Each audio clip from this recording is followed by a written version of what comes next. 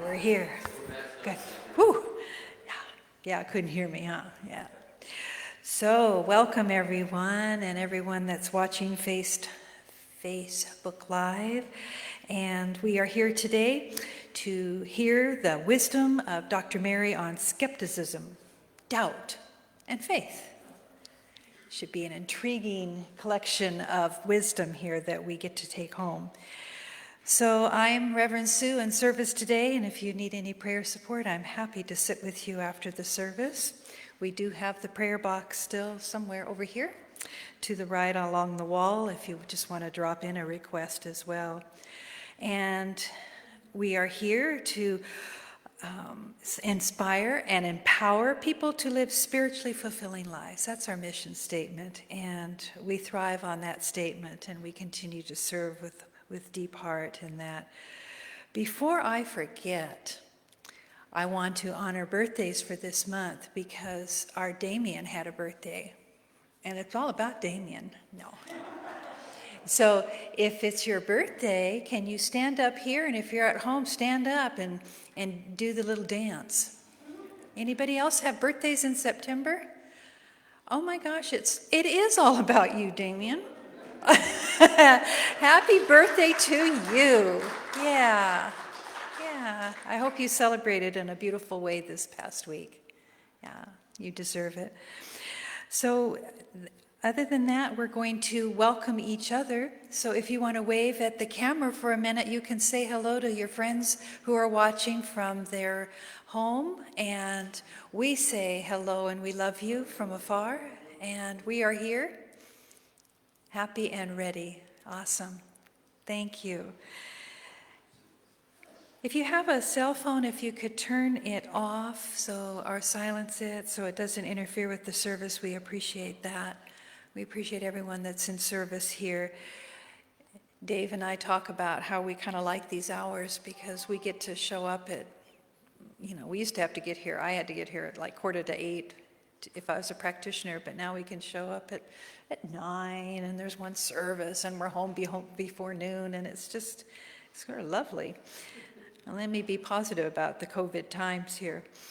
And I don't see anyone that's new with us today, but those of you at home, we welcome you to come in and visit the center during the week and receive a packet, and we can show you around. We're really proud of what we have here, and we welcome you. So there's always that opportunity.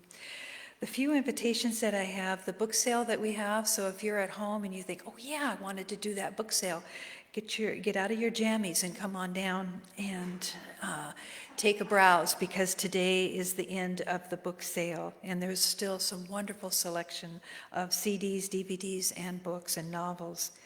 Men's group meets tomorrow with Roy Wolfstead, and you need to contact him because it is online, and you'll need to get your invitation. Sacred Sisters starts tomorrow. If you want to join me with that, just send me a quick email and I'll give you the invitation for that. We're going to share, the women tomorrow are going to share Revolutionary Love, and Valerie Carr is a beautiful woman that is quite an inspiration, a spiritual, social activist, so fun. We're going to share some of her ideas. A couple of classes coming up. I will be doing Revealing Wholeness, which starts September 23rd on a Wednesday night. Brand new curriculum from the Center overall, the Centers for Spiritual Living. And Revealing Wholeness uses the book of Lisa Rankin, a doctor who wrote this beautiful material. And so bridging that, and as I looked ahead, the workbook is really beautiful, and it also has Joe Dispenza practices in it as well. So very current material, so something to enjoy and refresh yourself with. And then also in the line of some of the spiritual studies that we've been doing, the Yoga of Jesus by Paramahansa Yogananda will be on a Thursday night at the end of the month. So just want to highlight those two. And we are going to do, it's in our tradition to honor International Peace Day. We're going to do it Zoom, so if you want to just listen to the prayers and be part of a prayer for world peace and that consciousness, please let me know and I'll send you the invitation for that as well. At the end of the month, Wisdom of the Oaks. This is Jolie Elaine from Ashland, Oregon, is going to come and share some of her beautiful mystical way with nature. So she's going to give the talks that day and a workshop to follow that should be very engaging. And she's also quite the artist with acorn meal. She makes wonderful cookies and things like that. She's going to show us, and we get to participate in some of her goods with that. And then finally, next week, we hope to see you do a drive-by with us as we celebrate the non-parking lot sale. Those that have worked the parking lot sale are going, yeah, there's no parking lot sale this year because it's a lot of work. And so we get to do it in May. So we're collecting our energy for May for that real parking lot sale. But in lieu of that, as to help with some of the fundraising that is necessary for our center, we are asking that you dress up your car, dress up yourself, dress up your pet, and drive through and wave at us and be silly, and we'll be here to wave back. And we have it's going to be a canned food drive for the food bank. It's going to be a pet food drive for the pets and for the homeless pets, and just a celebration and a way to say hello to each other. If you've been staying home and not coming to the center, we want to say hello to you and see you. So that is next Saturday from only 10 to noon. And 360 Band will be playing music to add to the festivities. So share that with some friends and drive by, and we would just love to see how this unfolds. So those are basically the announcements, and now we're going to go into the reading and the sounding of the bell, the prayer, and our message for today. So I'll invite Damien forward. Damien.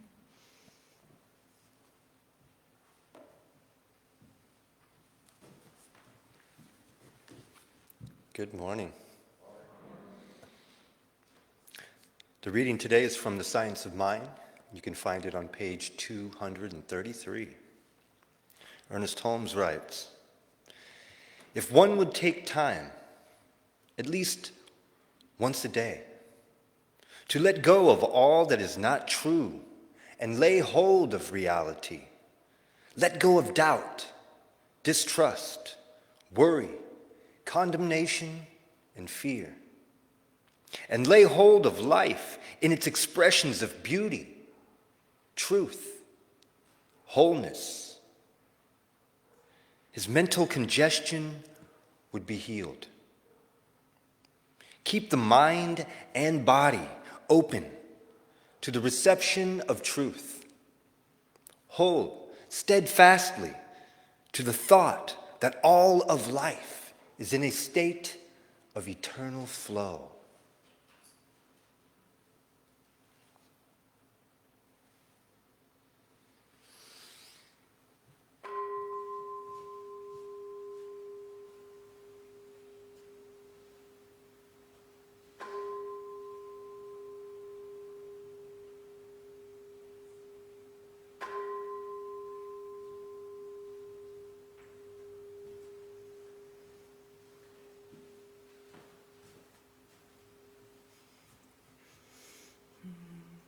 And we join together.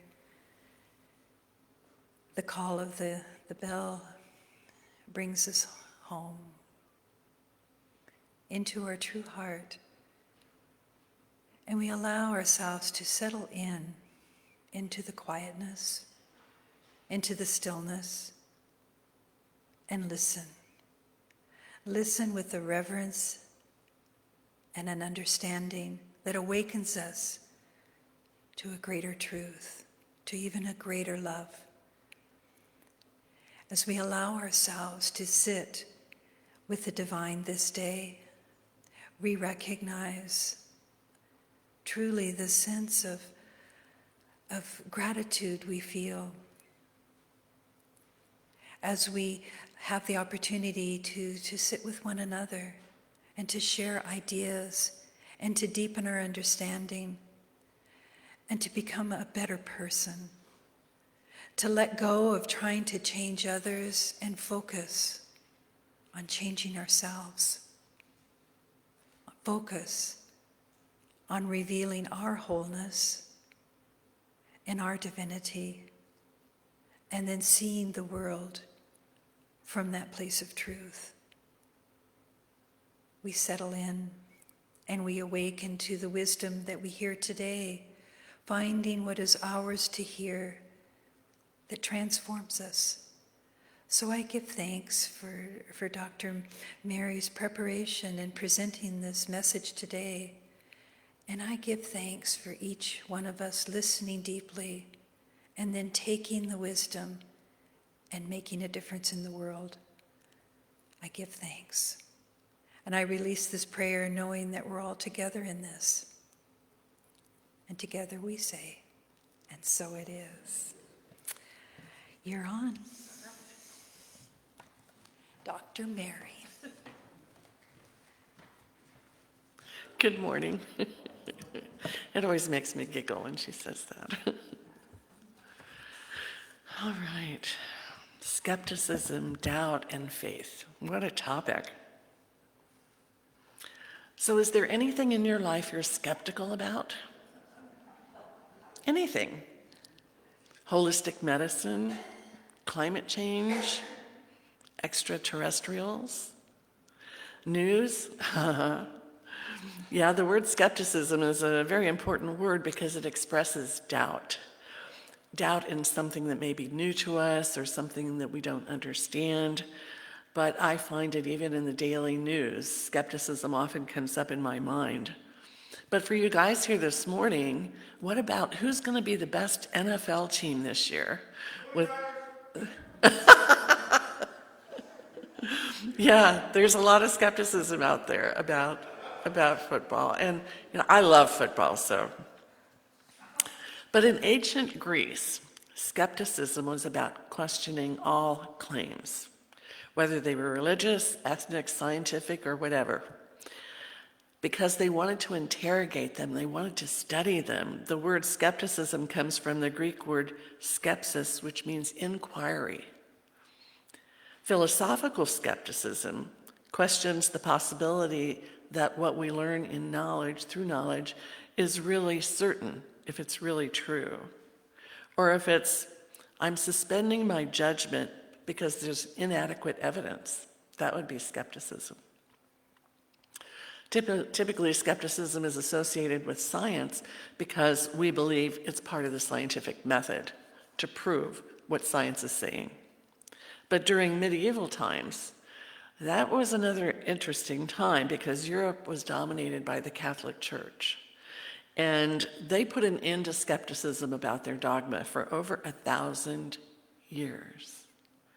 The church was the authority, the source of truth, and if you question it, you were being labeled a heretic. And heretics had very short lifespans at that time. But eventually that passed, and skepticism was once again blossoming in Europe around 1685 and until now, but it started about then. And it was also called the Age of Reason, the period of enlightenment. People were now allowed to question what was going on. And so it radically altered all areas of society.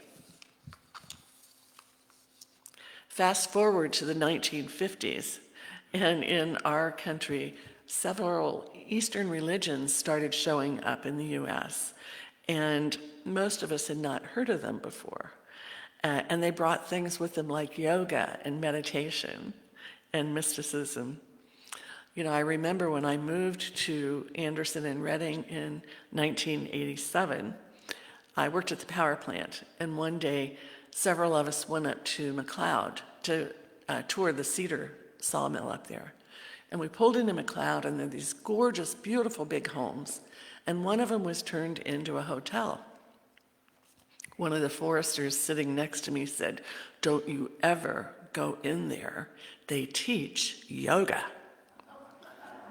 And I didn't know what yoga was, but I thought, this is really scary stuff. Obviously, I'm not going to go in there. Obviously, it bothered a lot of people in the late 80s. I find that very funny. It's only been, 3 decades?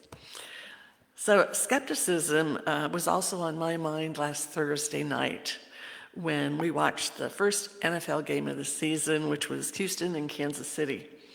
If you're a football fan, you know that Kansas City has one of the best quarterbacks in the league, Patrick Mahomes. He can throw a football anywhere to anyone and hit it every time. So I was like, oh, they probably haven't been practicing. There's no fans in the stand. What's going to happen?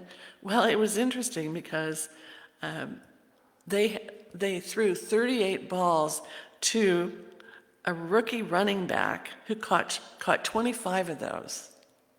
So it's not just who catches the ball, it's who's running the ball too. And so I'm looking for, at the end of if you're wondering, the score was Kansas City 34, Houston 20. So I was very pleased with that. But this afternoon at 1 o'clock, the Seattle Seahawks are playing the Atlanta Falcons, and I'm feeling confident about that. Maybe a little doubt, but confident. I don't know about you, but I get frustrated trying to figure out when I read news or hear news, is it fake news? That word gets thrown a lot around today, and some people read a news article and they assume it's true. And some people see an overblown article and go, it can't be true. So there's something about this era of fake news that is a little disturbing. And a recent poll was taken, and 59% of the people who were asked about this said they were very concerned about the level of fake news in the world today. So I Googled, how do I determine fake news? And all these pages came up. And the one I looked at was an education, it called itself an education page, and it was called Quick and Dirty Tips to Determine Fake News. And so there's six things to do if you want to determine if what you're reading might be fake news. Develop a critical mindset. News stories are written to create a shock value. Ask, why was the story written really? Check the sources of the story, because most fake news stories don't tell you who their sources are. Check around to see what other media sources are reporting. And in the morning, I read the paper and I think, oh, this has my interest. So then I go and check other sources online to see who's reporting the same story or reporting a different view of the story. Examine the evidence. Was this story written just to back up the writer's position on an issue? Don't assume any pictures are real. You know how easy it is to edit pictures these days. And finally, use your gut feel. Does it sound right? Does it feel right? So, in looking up doubt, skepticism, I came across a book that I had never heard about. The title of it is Doubt, A History by Jennifer Hecht. Anybody read that book? It's over 550 pages, all about doubt. How did she do a book all about doubt with that many pages? Well, at first she reminds the reader of the Zen maxim, great doubt, great awakening. Little doubt, little awakening. No doubt, no awakening. I thought that was really interesting. Yeah. So she was revealing that skepticism is absolutely necessary because it plays a very important role in gaining knowledge over time. When you question something and you research something, you learn something. So it's very important in the expansion of knowledge. Well, I pulled it up on Amazon and it said, look inside, and I looked at the table of contents and I was kind of in awe. She starts covering doubt in 600 BC. Little bit of time ago.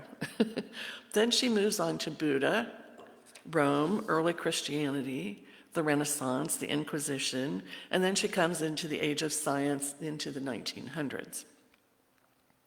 She believes that one explanation for the continuing popularity of religion, despite some of the foundational truths that some religions teach, is that humans gravitate towards certainty. And religion often provides those answers to questions like, why was I created? What is life's meaning? What happens after death? And as long as we're not, she said, as long as you aren't distracted by the stretch of the imagination in some of these religions, some of these beliefs can provide a real comfortable and level of certainty in our lives.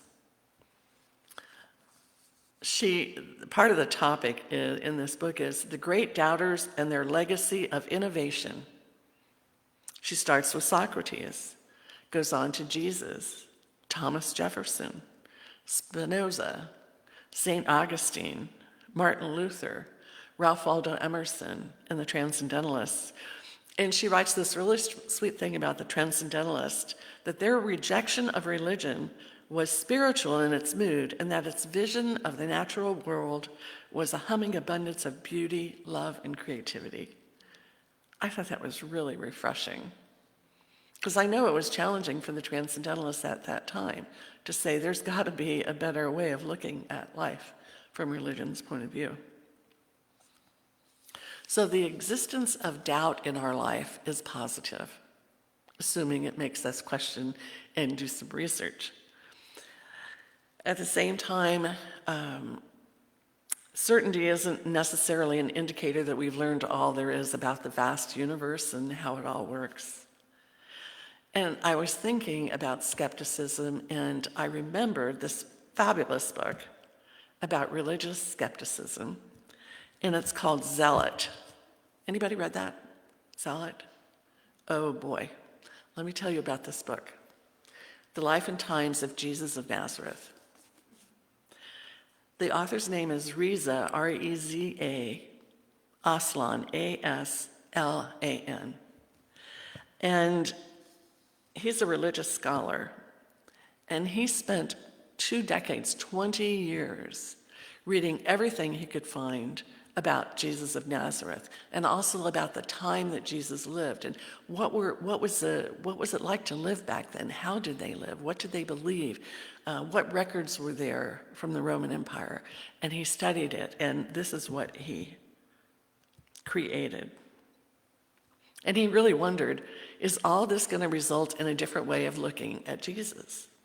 So he begins in the 1st century Palestine, when there was intense resistance to the Roman occupation.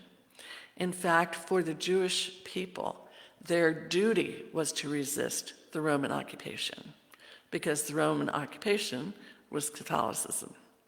So during that time, he describes this itinerant Jewish preacher, a miracle worker, who walked across Galilee, gathered followers to establish the kingdom of God. It was a revolutionary moment, a movement that he launched, and it was so threatening to those in power in Rome that they captured him, they tortured him, and executed him as a state criminal. Decades later, his followers would call him God.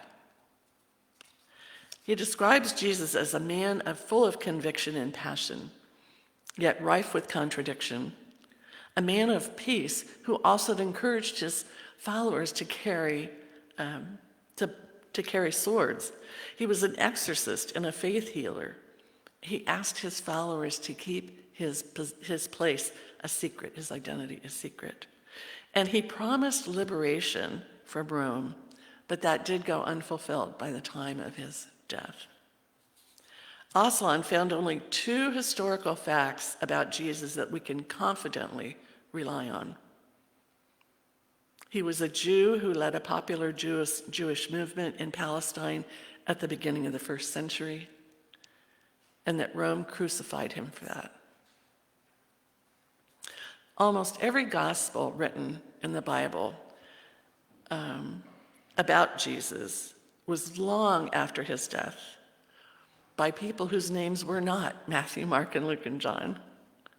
So the task of writing this book was huge, because it was like putting a big, massive picture puzzle together with little bits, and then looking historically what would have made sense at that time.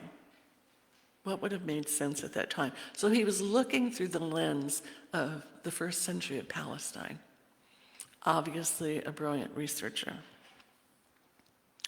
So he placed Jesus firmly in the social, religious, and political context of the area in which he lived. But he did not find that Jesus is probably not the person most Christians would recognize. But it surfaced in his research based on the historical lens of the time. Now, when I was growing up Catholic, I was told that Jesus was a carpenter. And in Aslan's research, he said everything back then was built with mud and brick. 97% of the Jewish peasants could not read or write. It was an oral time. They told stories. There were no schools. And I was taught that Jesus was an only child. But he found records that stated the names of his 4 brothers, and that he also had sisters, but they didn't name the names of the sisters.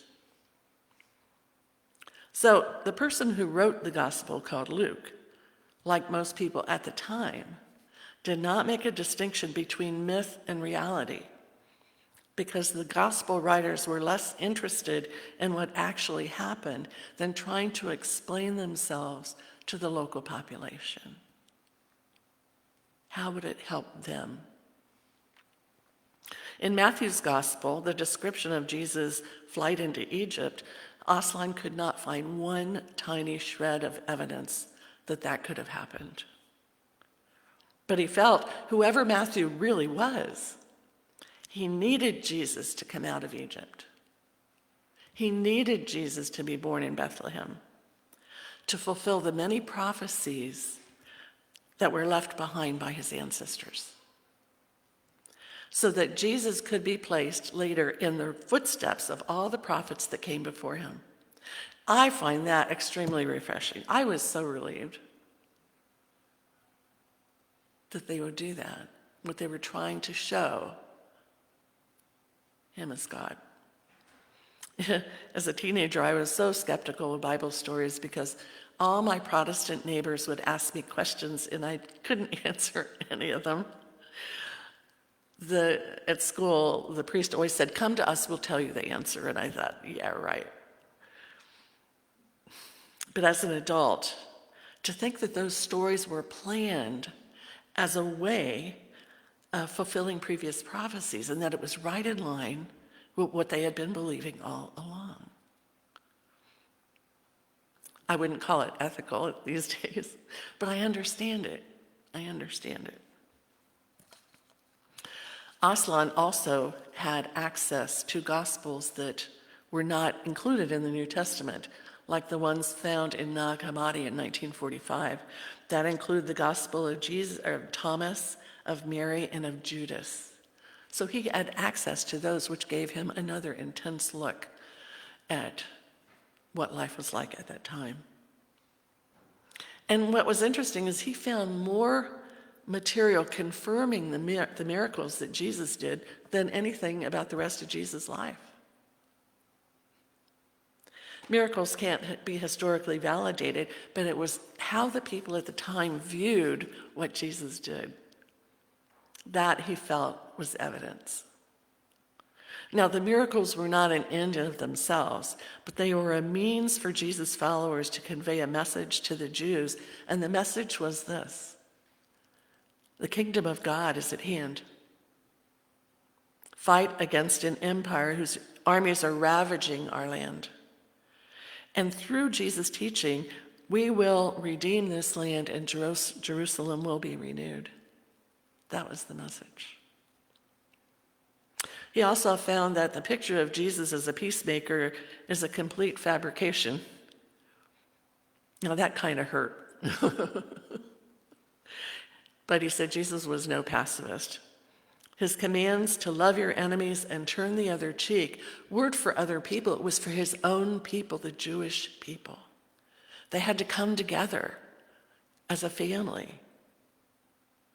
Love your enemy, even if it's another Jew. Turn the other cheek, even if it's another Jew.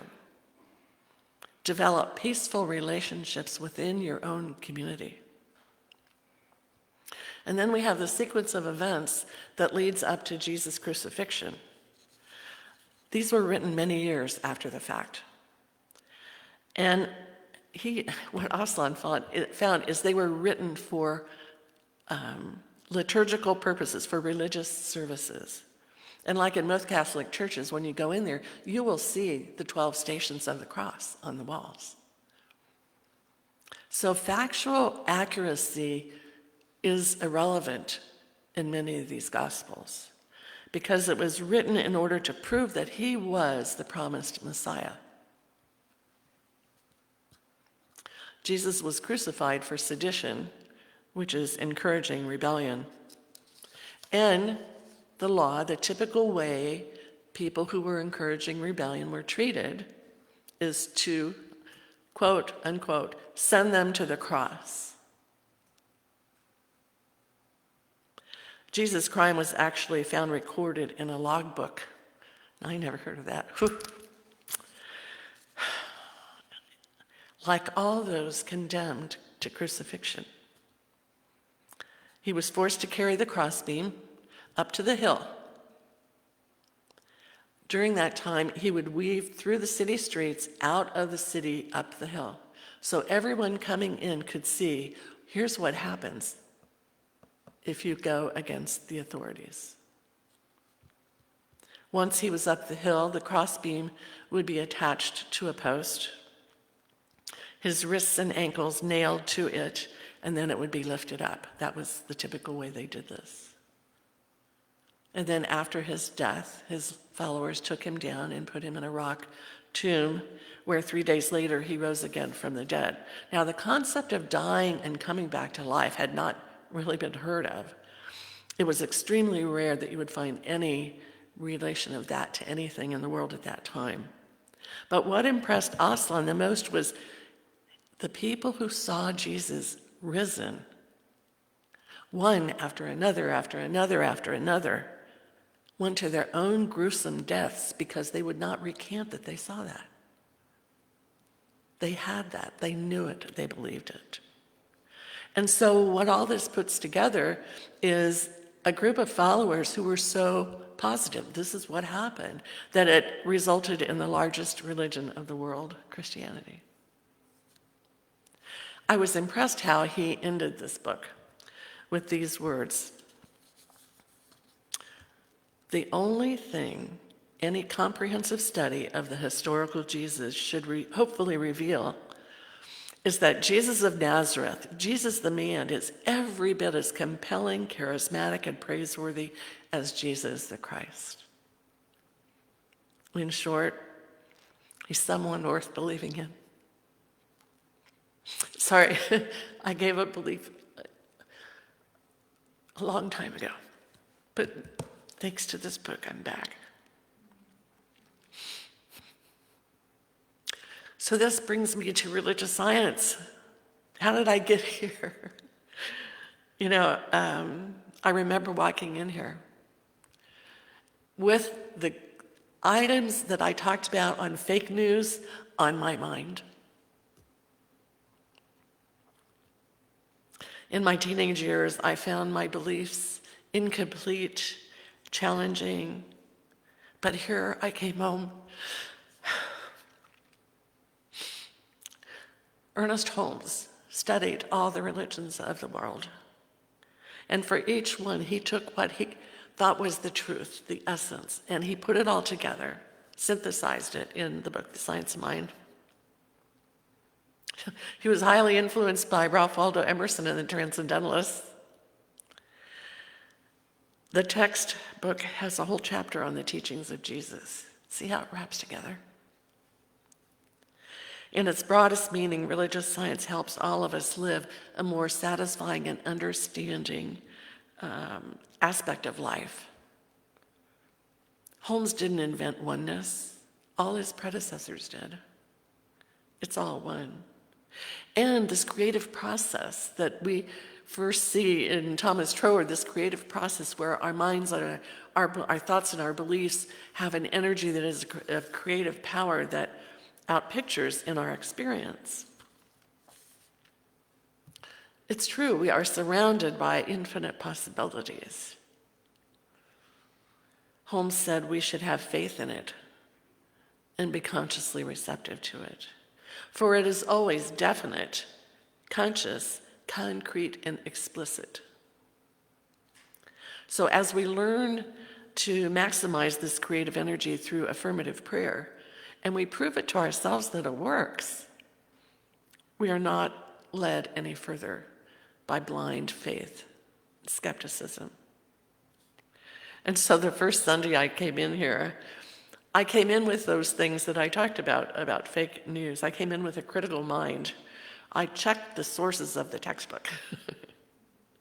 I researched others, and I looked at the principles and the practices, and I examined the evidence, and then I let my gut tell me, yes, this is good, this is right, this is true.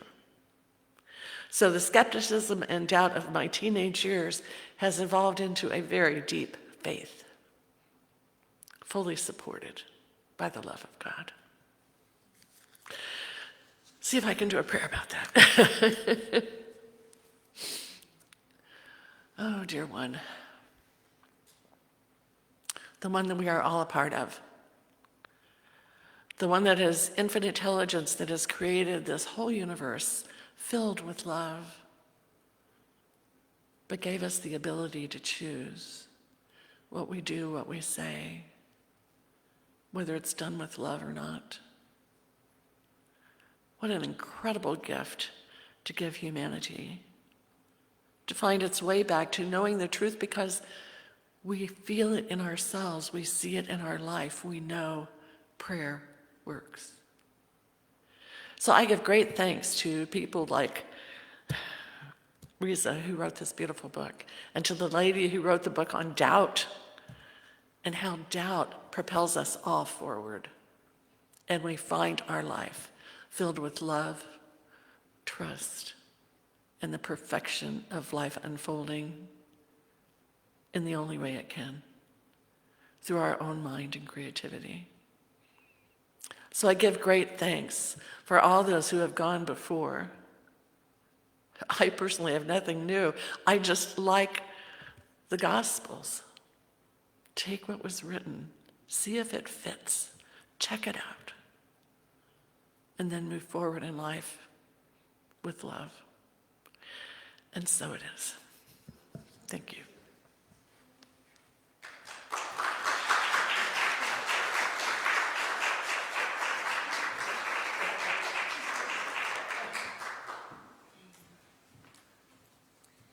I think when you speak a truth and the tears flow, that's when you know that you're on the right track. You know, that when we get moved to that level of being broken wide open, and to share that in such a way is really rich for all of us, Mary. So thank you. Thank you. So an important message for you to realize your faith as we continue to talk about the idea of fear and faith this month. We will visit this again, and I just I found it very interesting that this book was in the used book too, but I think might not still be there, but I've got it on my bookshelf, and now I think I might even try to read it. It's just, when it's a hardback, it looks like it's more important, doesn't it? Anyway, thank you. We're here now to just think about the offertory and think about the financial good that continues to flow so beautifully through you to the center and back out again.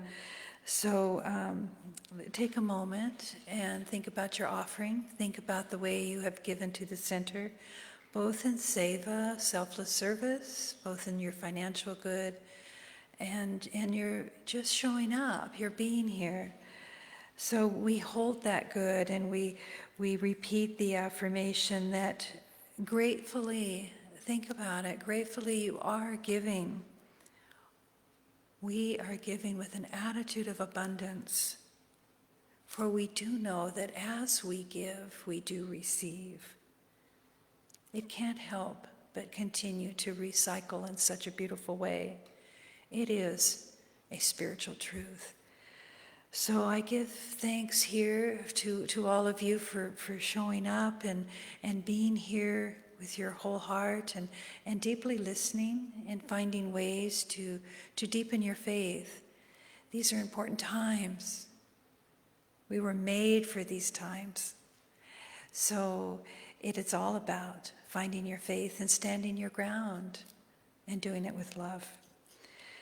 So the offertory is at the baskets at each door, and we give thanks again for you being here. There's a beautiful song, I believe, from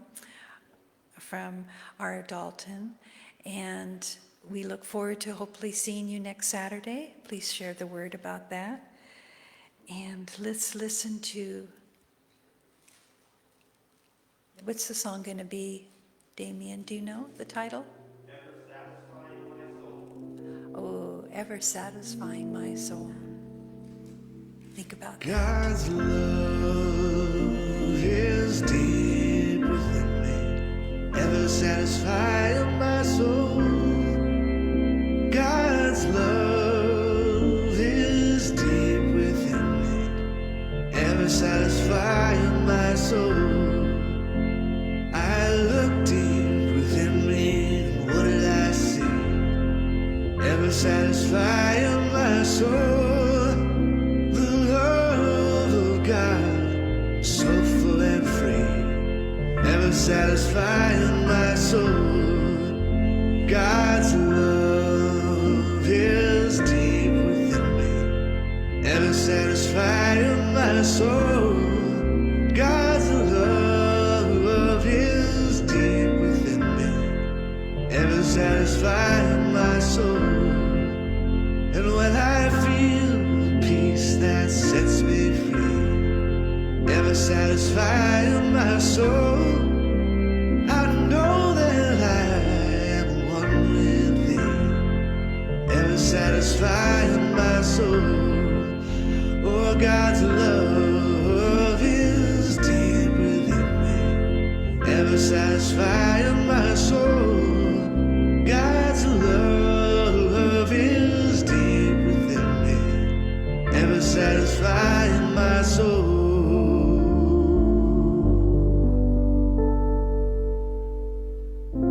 Ever satisfying my soul.